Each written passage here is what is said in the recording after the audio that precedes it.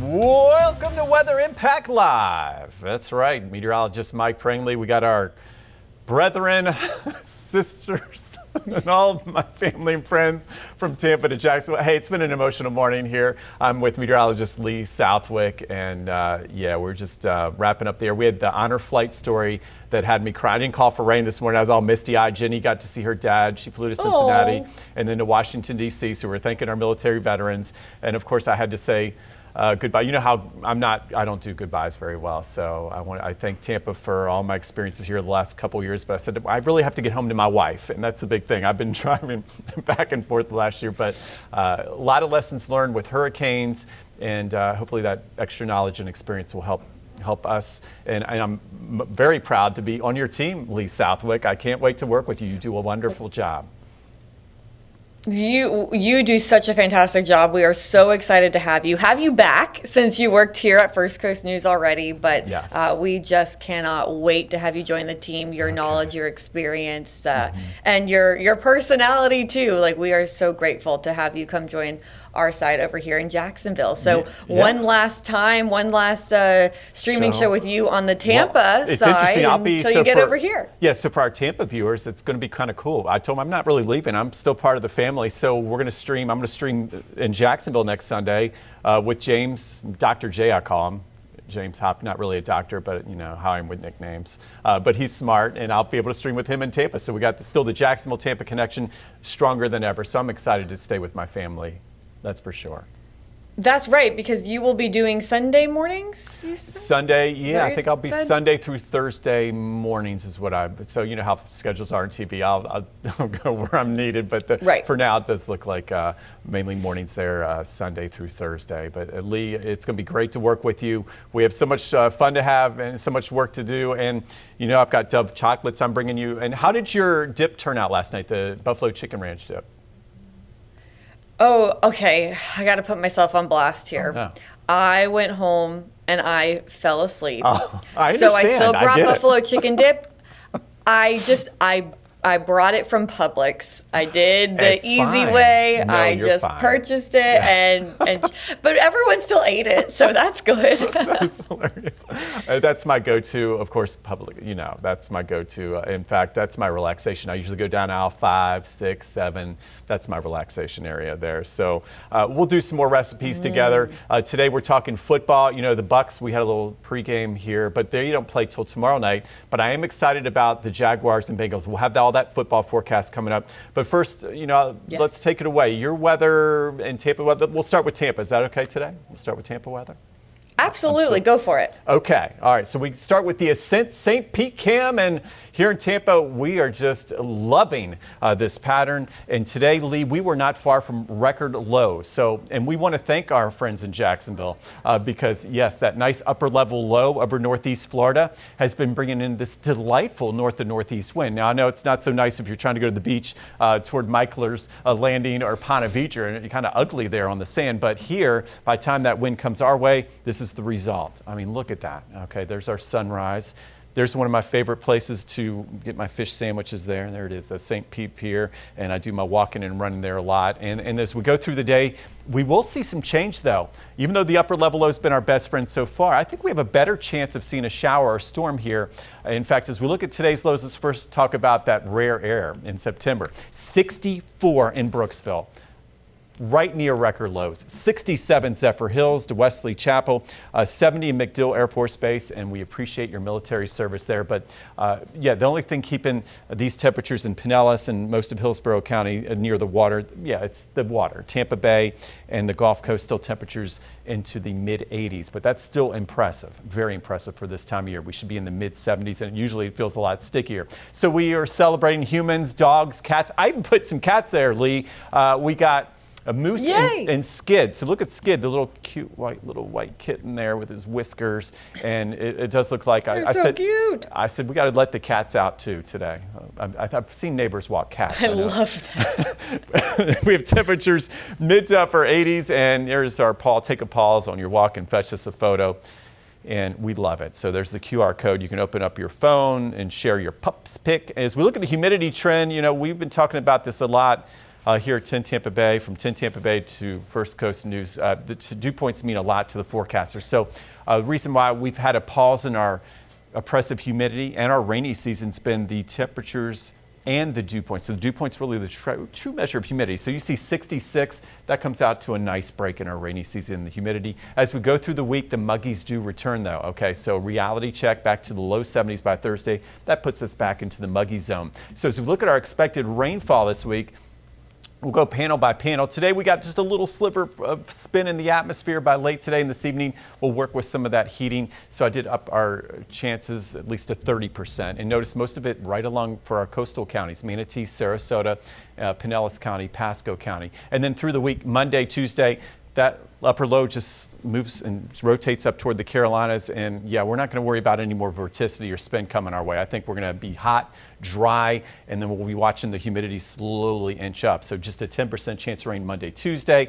And then yes, once those dew points come up, so the rain chances as we head into Thursday and especially Friday. So at least 40% there. But here's our weather conditions out there. Tampa 78, feels like 80, and then look at that, Clearwater Beach 73, feels like 73. The great part is usually this time of year, this number, okay, 78, usually at about 10 degrees. It usually feels about 88 at this time, but yeah, about 10 degrees cooler than that with that real feel right about where the temperature is thanks to that lower humidity. We take a look at our beach forecast. Lots of fun in the sun, but the UV index of 9, that's a sunburn time, and it's about 15 minutes out there, so have the sunscreen. And then notice more clouds as the day goes on. So if you have beach plans, you're going to be good, okay? I think you're good, but as we get toward dinner time, 6, 7 o'clock, there could be a shower or storm on the beach, so maybe indoor dining, okay? Okay, not going to be widespread rain, but just keep in mind there could be some rain around. Boaters, better news. Wind coming down a little bit from the northeast to north, 10 to 15 knots today. Yesterday was very rough. We were saying exercise caution. Still be careful out there, but still moderate chop, but not quite as rough as yesterday. And you can see that flow around that big upper level low in northeast Florida that I'll show you here. In fact, as we take a look at it, here's Tampa to Jacksonville, and you can kind of make it out. Okay, so you got the surface low off the coast, upper level low really rotating over Duval, Nassau County. So with that flow, we're watching that little energy coming up and around it by later this afternoon. So even though Jacksonville and St. Augustine, I think, will escape most of the rain this morning, and Lee will get to that forecast, keeping those rain chances very low for the ancient city up into Jacksonville, looking good at Everbank, but no home game today. That's in Cincinnati. But notice on the backside, we do have some of the rain filling in by about 3 o'clock for areas near the Nature Coast, so toward the west coast of Florida as we head into the evening. And then as we head into Monday, notice we are talking about overall more of a sea breeze shower or storm as we head into the afternoon for areas toward Clay County, inland Duval County. And then for us, I think we're just going to be hot and dry here in Tampa. But again, watching that low pressure because it's the key to the forecast of what it means for us today, county by county. We're looking for Crystal River, Brooksville, Hudson, Citrus, Hernando, Pasco County. Best chance of that shower between 4 and 7 o'clock. This is not a 3-hour rain, and not everybody will see the rain with that 1 to 2 hours of some lightning in the area with that high of 88. A little later, Pinellas, Hillsborough, yep, that energy rotating up and around, so more like 5 to 8 o'clock for your best chance of that downpour. Watch out for the lightning with that high of 89. And to the south, Manatee, Sarasota County, maybe a brief shower storm. I don't think you're going to get more than an hour of rain. 90 for your high with the best chance of rain between 6 and 9. That includes Lakewood Ranch. And as we head inland, there it is. This area mainly dry, though. So again, most of our rain will be centered closer to the coast with the highest rain chances. And then as we look inland, just, yeah, maybe a brief isolated shower between 2 and 5 o'clock. So as we get to our big 7-day forecast here, it is looking delightful for the most part today, mainly dry, watching for just that evening round of rain. Okay, so a 30% chance. And then we said it would turn hot and dry as that low pressure slowly inches away from us. 92. Okay, so yeah, low 90s Monday, Tuesday, Wednesday. And then notice back to our rainy season as we head into late week. And of course, we're watching the tropics, and we'll talk more about that. But let's get to our First Coast most accurate forecast with meteorologist Lee Southwick. Lee? All right, Mike. Well, I see the 90s. I don't want to rub it into you all in the Tampa Bay area, but I have straight 80s across the board, which I will show you in one moment. Yeah. Oh, hey, you're coming to join, so you'll get to enjoy those 80s too. All right, well, let's start here with a look at our high temperatures today all across the First Coast. And we are seeing 80s across the board for our highs. Right around 85 in Jacksonville, Lake City, you're 86, Waycross 86, over towards the beaches, a little bit lower 80s. But overall, feeling pretty nice, especially with the breeze out there too. But it does become windy at the beaches. Also along the beaches, that's where we have our highest chance of rain. So very similar to yesterday, we'll have some coastal showers moving onshore. Also similar to yesterday, it's not a washout. So I know some of you in the St. Augustine area, I heard a report that someone was golfing and they were more concerned about the wind, and then it ended up getting rained out. Those of you St. Augustine and Point South, that's where you have the highest chance of rain. But still, for you all today, I don't think it's a complete washout. For instance, this time yesterday, we were watching more shower activity for St. John's and Flagler than what we are seeing now and what we've seen throughout these morning hours. So overall, just a few of those showers out there, something to keep in mind, but not too bad. You can definitely get outside. However, if you are going to the beach, again, unfortunately not the nicest beach day, we'll have gusts up to about 30 miles an hour at our beaches. So here's your Jacksonville beach forecast. Temperatures around 82 degrees. We'll have our high tide at 2:25 p.m. Our burn time about 20 to 25 minutes. But I do want you all to know, if you're watching from St. Simon's Island, Jekyll Island, even maybe Fernandina Beach, where you'll have more sunshine, that burn time is more like 15 minutes. You'll have a higher UV index than those of you in the Duval County and Point South, where there's more cloud cover. Now, for our rip currents, they are still high too. We have that persistent onshore flow. We have those rough seas, a surf height of 4 to 6 feet. So I do not recommend you go swimming in the water. And your rain chance is sitting at about 30%. So again, a passing shower possible. But if it does rain, it should be over fairly quickly, about 10 minutes. I know a lot of people will bring tents out to the beach to kind of wait it out. And again, today, I can't recommend that. With gusts of 30, your tent could go flying down the beach. So I don't recommend the umbrellas and the tents. Now, as we head into tomorrow, it's going to be a nice morning again. Today, a lot of us were in the 60s to start. It was refreshing. Tomorrow, same story, lows right around 65 degrees. And then in the afternoon, highs only stay in the 80s yet again. Maybe a few isolated showers out there tomorrow. I think they'll push inland a little bit more, but those rain chances really not overwhelming. Maybe just a few isolated showers pushing in from Duval County and St. Johns County inland through the Jax metro area. We'll keep an eye on that. But really, these low temperatures, that's what's going to be so gorgeous. We are in the 60s. Now, granted, if you live along the beaches or the St. Johns River, closer to a body of water, you will likely be more like the lower 70s for your morning lows. You stay milder, so it means warmer mornings, but it means not as hot afternoons. So for those of you in Bayport, NAS Jax area, St. Augustine, think of your morning lows more like 70, 71 degrees. Now for those inland areas, it will be a crisp morning. This morning, we saw our friends over in Valdosta in the 50s. I think they'll be there again tomorrow. So maybe a few spots in those inland Southeast Georgia areas getting down into the lower 60s. So I hope you all enjoy it, soak it up. Very comfortable morning, next couple of mornings on the way. Now, Mike also mentioned the dew points for Tampa. Same for us. We have some lower dew points. It's still not crisp air, but it's not miserable outside. The breeze also definitely helps with that. But still, we'll have dew points more in the 60s. So we will, it's not the air you wear. It's not the air that you step outside and it slaps you in the face. It's not this tropical 70s dew points. It's the 60s. So we'll take it. A little bit drier of an air mass sticking around over the next couple of days. So with that said, that means our rain chances are also staying lower. Our rain chances really only 20 to 30%, not only over the next 5 days, but over the next 7 days. So here's a look at your most accurate 7-day forecast. A couple of similarities here over the next several days. Temperatures staying in the 80s in the afternoons and the 60s in the mornings for our morning low. Remember, our temperatures at the Jacksonville airport, so a little bit different for those of you closer to the water. Rain chances staying at 20 to 30%. Tomorrow, the breeze is going to back off a bit, but it will still stay fairly breezy for the beginning of the work week, and you'll notice that breeze at times later on in the work week as well. So no big washout. Honestly, Mike, I think this is a pretty nice forecast. I think this is a way to welcome you back to the First Coast because it could definitely be worse. 88, that's average for this time of year. We'll be right on the mark right around that time. So a more seasonal forecast, and even tomorrow, cooler than normal. I'll take it. 65 for a morning low, and then 86 in the afternoon. Yeah, I've got my running shoes ready. I'm ready to run from First Coast News to the YMCA, the Winston. So I'm going to go over the Main Street Bridge, and then I'll hook a right over the Acosta, and then I'll take a left into Riverside and just enjoy those 80s. Because here in Tampa, of course, a different story. A lot of folks says, is it a lot hotter in Tampa? And I say, yeah, usually it is a lot hotter here in Tampa. And, I'm going to enjoy those 80s. And for our friends in Tampa, don't worry.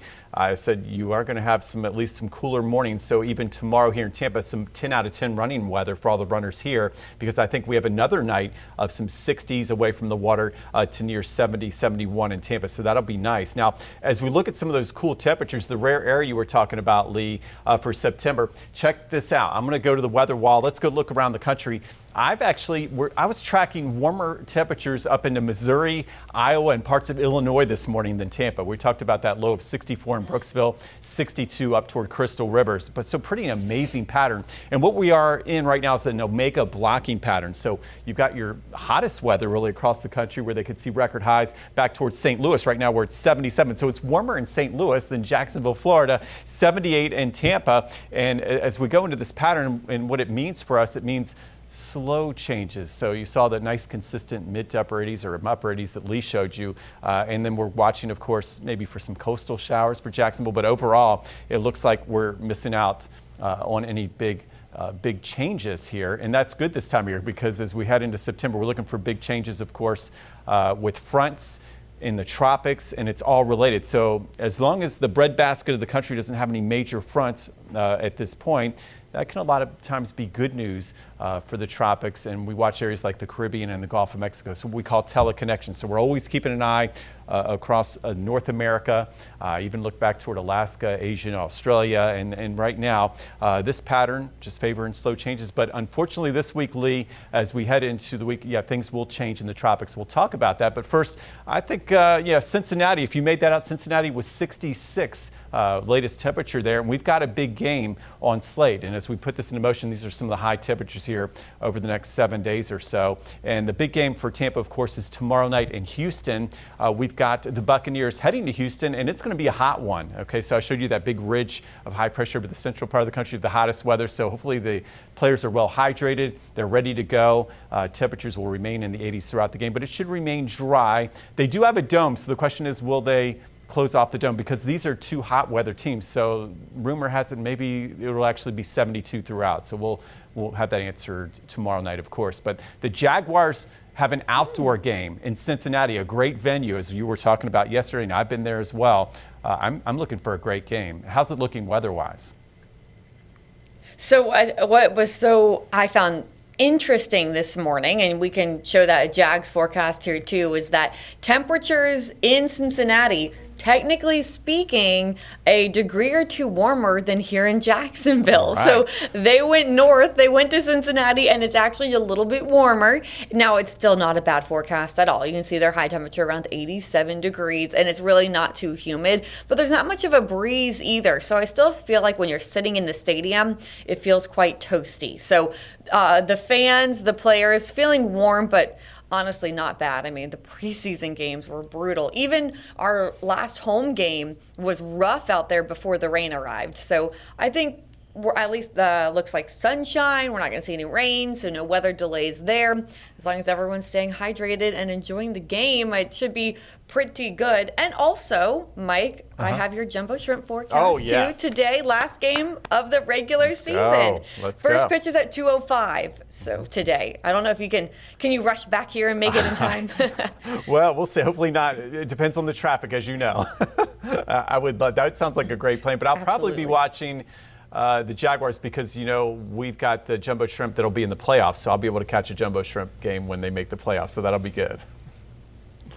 Yes, and at least for those who are more baseball fans than football, and you're going to the jumbo shrimp game, 20% chance of rain. I really think those inland, like here in the downtown area, good chance of staying dry. If there is an isolated shower, it wouldn't be long-lived. And the breeze should help make it feel good, even though this temperature's in the 80s, putting in a lot of work too to make it feel good.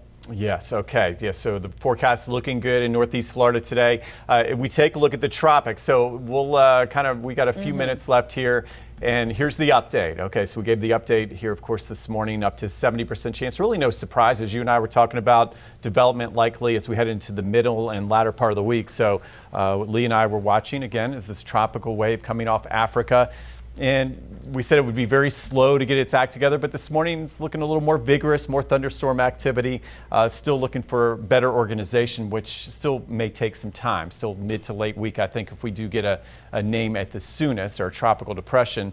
And then we're also watching, I picked out, we're starting to see more thunderstorms developing toward the Caribbean and the Gulf of Mexico there, so in the southern Gulf. So this is another area to watch. And unfortunately, the honeymoon in the tropics is about over, it looks like, Lee, as we continue to watch this African wave move off to the west and northwest. The latest Euro in, we've been showing this, and here it is, watching that spin, that clockwise to counterclockwise rotation. So clockwise aloft, counterclockwise at the surface, and really looks like a better circulation and organization as we head into next weekend, especially by Sunday and Monday. And notice, not far from Puerto Rico, Haiti, Dominican Republic there, and maybe the Bahamas, so something to watch. And then also another hot spot, still looking like the Caribbean at this point, where there's still a lot of untapped heat energy there. So Lee, as we go into the next 10 days, we're going to be ready. We're going to be watching things very closely. In fact, as we look at the tropical heat potential, another area to watch, there's Jacksonville, Tampa, Miami, and there's all of the untapped heat. So that's not just very warm tropical water, but it goes down about 150 to 200 feet.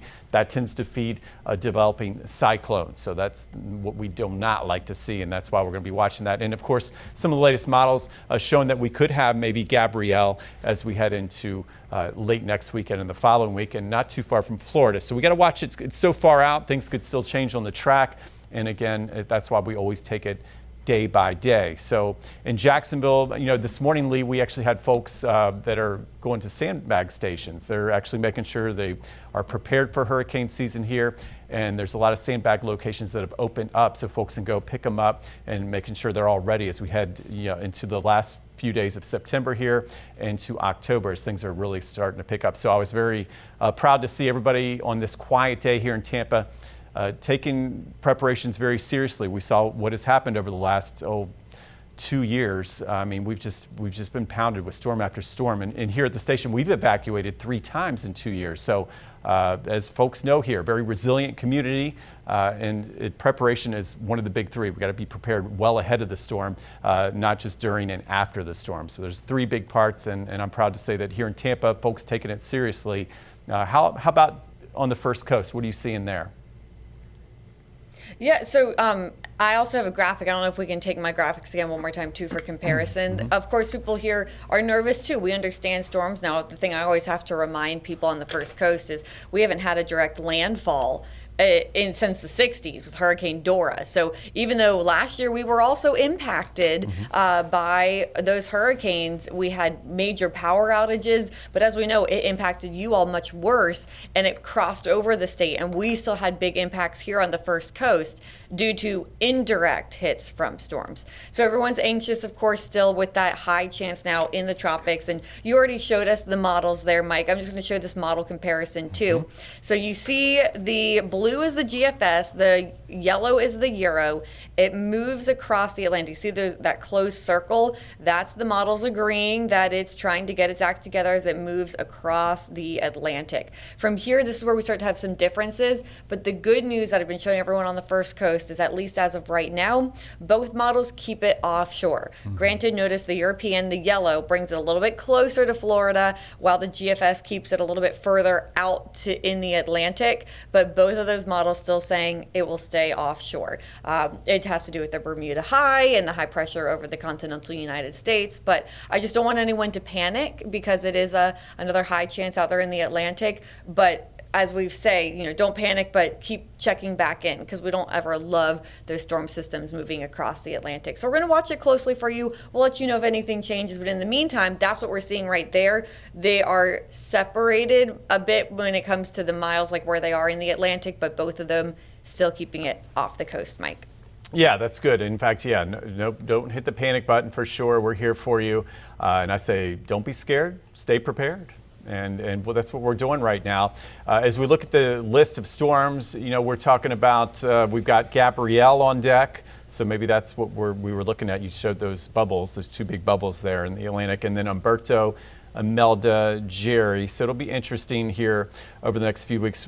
A lot of times this time of year, just don't be surprised. I mean, it's the time of year where we're usually tracking one or two or more systems. So it could be where they come in a flurry like we normally see Gabrielle, and then you would have Umberto and Imelda. So just again, another reminder, stay prepared, stay calm, keeping you informed, prepared, connected, and calm is my big three. And it's just the time of year. As the peak, of course, was September 10th.